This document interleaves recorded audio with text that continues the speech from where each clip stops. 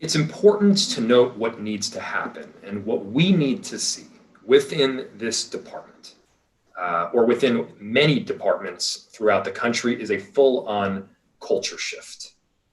And to a certain extent, when you talk about culture, you're talking about people. You're talking about personnel. Having the ability to get the right officers into these jobs that are community oriented, that have compassion, that have the values instilled by our chief Arredondo. And also it means being able to get the wrong officers out.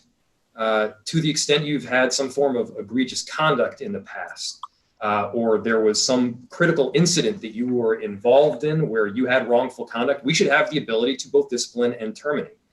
And many of those actions are impeded by a process, whether it's the union, the police union, the collective bargaining agreement, or the arbitration provisions that are set up through the state level.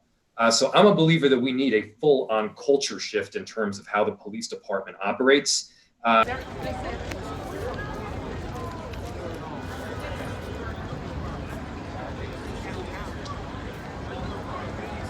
We also obviously need to rebuild trust with the community. Trust is low right now, if it was ever there to begin with in many of our communities.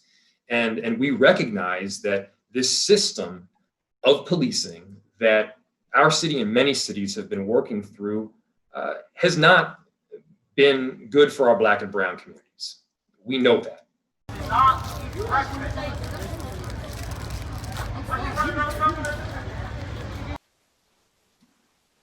I mean, if the question is the public in a position where they are trusting of the police union, the answer is no.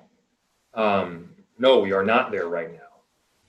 And that's why it is so essential that we change this existing system so that the unions don't have that kind of authority. They don't have that kind of power. And I'm specifically talking about the Police Federation right now. And look, there's a different dynamic when you are a union member and you go into work carrying a gun. There is a different dynamic when you are charged with, yes, protecting and serving, but you're also given this really great responsibility of these life and death situations.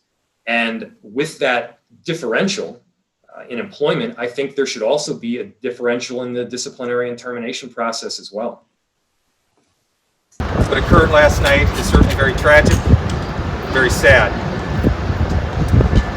When Mayor Frey appointed me as chief of the Minneapolis Police Department, I was very steadfast and strong on what our department vision, values, and our culture change would be moving forward. And one of those pillars is sanctity of life.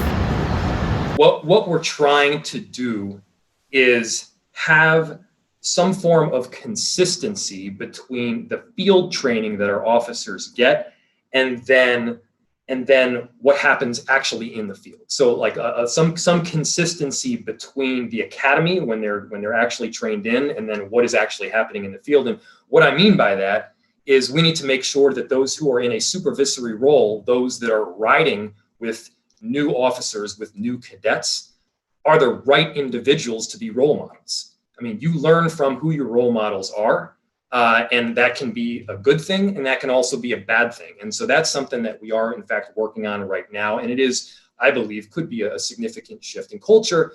The right decision for our community is the right decision for our Minneapolis Police Department.